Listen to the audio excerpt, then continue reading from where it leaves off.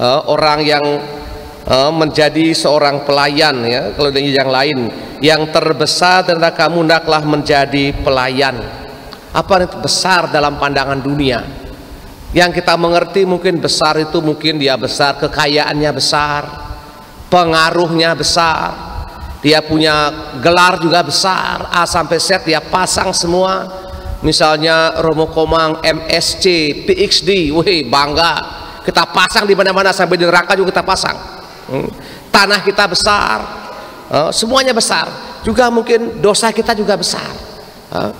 Bagaimana hal yang demikian kemudian dengan kepintaran yang besar, tanah yang banyak, kita menjadi sungguh-sungguh menjadi besar di hadapan Yesus. Saya kenal cerita begini, ada suami istri yang cukup besar kekayaannya, mungkin dia punya 12 PT besar, karyawan ribuan, masih muda 40, yang perempuan, yang laki 45, tapi mereka tidak punya anak, dan kerap kali menjadi sumber pertengkaran karena tanah banyak, uang, tidak punya anak. Satu kali sang suami agak mabuk, dia bilang begini, untuk apa kita punya banyak ini, tanah banyak, babi banyak, sapi banyak, juga mungkin kita punya perkebunan juga banyak, untuk apa? Tidak punya anak, lebih baik kita cerai saja. Sang istri yang sering mendengar kata itu marah juga, dia emosi juga. Baik, kalau itu yang kau mau, kita urus segera, kita urus, kita cerai, dengan syarat sebelum kita cerai, kita buat undangan resmi, undangan perceraian. Kita undang dulu semua orang yang hadir waktu kita nikah, dan setuju, silahkan urus sudah. Tibalah saatnya dia akan undangan perceraian ini. Kata istri kepada karyawan semua, nanti karena suaminya suka mabuk, karena dia stres, ini dia terlalu mabuk, dan dia mabuk, undangan di hotel yang besar. Pesan istrinya, nanti kalau ada tamu datang kamu terima semua, bawa ke ballroom, ajak makan, selesai. Kemudian karena suaminya mabuk ini, sang istri, papa dia masukkan ke mobil, dia keluar kampung, ke kampung rumah istrinya, mertuanya, kampung jauh. Waktu dia mabuk ini, sang suami ini, dia mengatakan, istriku, apa yang kau suka kau ambil saja.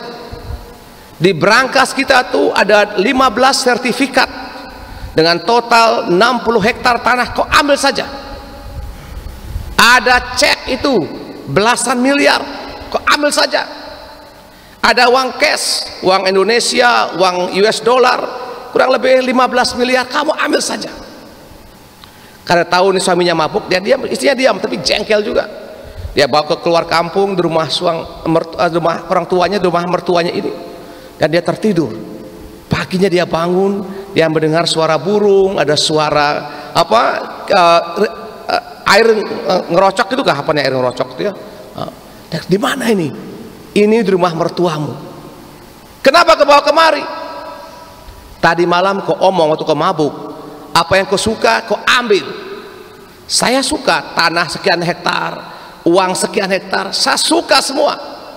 Tapi saya lebih suka kau yang muka bodok ini, muka mabuk ini.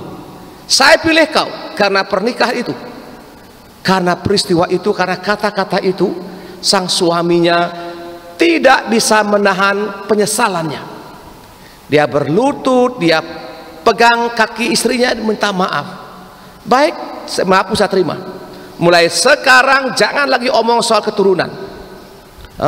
Dan kita sepakat, semua orang kampung kita pungut, kita sekolahkan dengan uang yang kita punya. Tekad notaris ini, dan beres. Akhirnya kembali dan hidup bahagia. Meskipun tidak punya anak, dia begitu beratusan anak disekolahkan, S1, S2, S3. Dan akhirnya mereka dikenal dan hidup bahagia tanpa anak, tapi anaknya banyak, orang yang bahagia dan orang yang besar.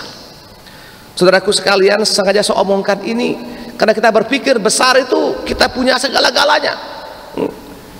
Kita makan sendiri, kita mati sendiri.